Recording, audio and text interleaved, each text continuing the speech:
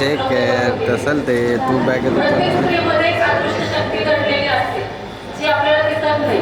तीच जागृत करण्यासंदर्भातली माझी स्वरचित रचना आहे. कवितेचं नाव आहे सकारात्मकतेची धरतू काढ.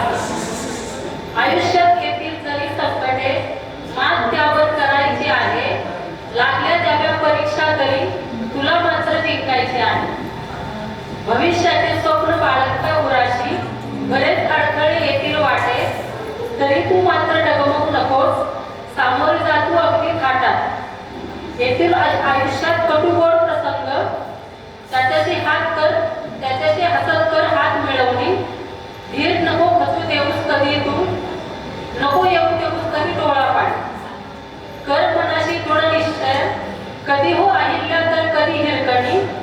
आयुष्य कर हसत पार, होऊन तरी तू हसीची राणी.